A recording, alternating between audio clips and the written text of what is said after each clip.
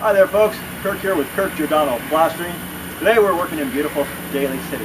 What I wanted to show you folks was how we counter flash a ledger board. Now the fella here, homeowner, did the lath here. I looked at it a month ago and actually had the lath backwards. And we're doing other various patches around this.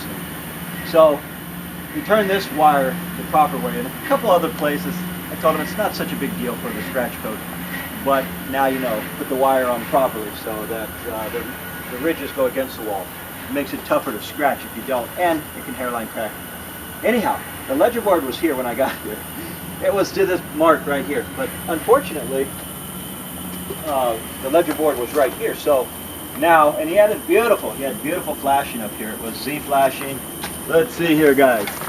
He had it all properly flashed and everything. It looked really nice. Unfortunately, it wasn't in the right spot because if the ledger's right here, then you put your wood on it, and then we have to account for a ½ inch for our counter flashing. That would bring it up here, so when it rains, the water would go on here and go inside the house. I've seen that many times. You just can't do that. Water will go inside here, and it's something that we all make mistakes. I've been on jobs where I've seen that before. Especially, I've seen one job with tile where the ledger board, the grout was the same height as the sill, and of course when you put the tile on it, the water just went in the house. So anyhow, he's going to get new Z flashing. When he finally gets back here, we're going to counter that flashing with our flashing, and I'll do the actual video that I came here to show you folks once we get this ledger in a proper place. Okay guys, back again. What we're doing is we've got the ledger where we want it. Now this flashing here is just a typical Z flash. What we're going to do is we're going to cut the paper about right here. Then we're going to tuck a new flashing under this flashing. So we're going to go under both of these layers right here. And we're going to tuck a new flashing under this because we've got to account for the 2x4 deck. So once we're under here with the proper counter flashing on here, because it's nice to have it go up 4 inches, we wouldn't have to counter it. But we're going to counter it with another flashing. Then I'm going to counter that with my drip screed. And my drip screed is going to be 2 inches above this, but a ½ inch above the deck. Why is the drip screed above the deck? Because that deck is going to rot out in about 40-50 years, where you can just replace the deck and not have to break all the stucco out. That's why we always go above the deck. Alright guys, now that we have this Z flashing in place, and it's just 2 pieces, I've counted the flashing here about 4 or 5 extra feet because no need throwing it away because it is going to overlap anyhow. So now this one here is going to go in here, just like so. I'm going to nail this off, and then I'm going to counter it one more time with a drip screed. We have this drip counter in the other flashing. Now I'm going to use this true 2x4 as a template, meaning I'm going to just set that right there, and that's what I want to be. Just like that. So, come in here, make sure that we're on the template that I made. There you have it. I'm going to finish this off and show you when we're complete with the stuff.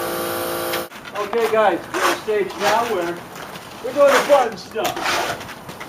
The scratch coat. Jay is scratching below me. I'm right here. You notice, it's a good thing I keep auto caulkings and stuff on the truck. The doors we went ahead and caulked around. We stapled everything off. We're all set. I had a few little issues to correct, but they're done. Now we have the fun with this first coat.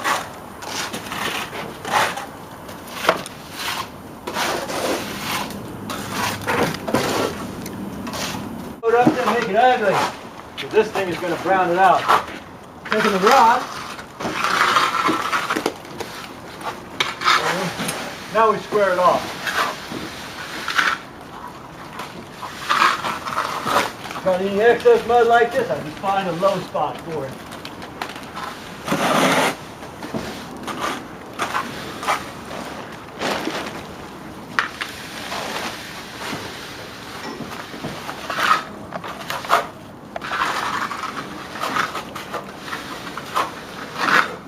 this wall up here, I filled this part up with mud right here. And I climbed the ladder and I took this mud and I brought it up there so we wouldn't have to bring it up, set the stage, and we don't have the 3-footers. So these doors are going to be cut back 1/8 of an inch. Top's going to be cut back 1/8 of an inch. There it is. 1/8 of an inch. This guy is called Darbying or rotting. Just like that. I'm looking for a little fat. That fat goes in my holes. Okay. We're working with quick set mud. It sets fast, so we're hustling. All right. Owners here watching. Good question. Serrated. Why is this Darby serrated like a steak knife? Say, for example, I'm coming up here and I'm rodding it. Now, I want this to set fast. I have a number of Darbies on the truck. Some of them are smooth for different purposes. This one's serrated so that when the air hits this, it goes through it. It dries it even quicker. Right now we're using material that just sets real fast. So I want it to set even faster. That's why I pulled out the serrated edge. So good question. Okay guys, we're going to get out of beautiful Daly City, pretty much close to the ocean here. Should take a quick peek up there, Jay, and show what we've done here. Feathered in real nice, simple finish, float finish, and most important thing, this ledger's done and it's done proper.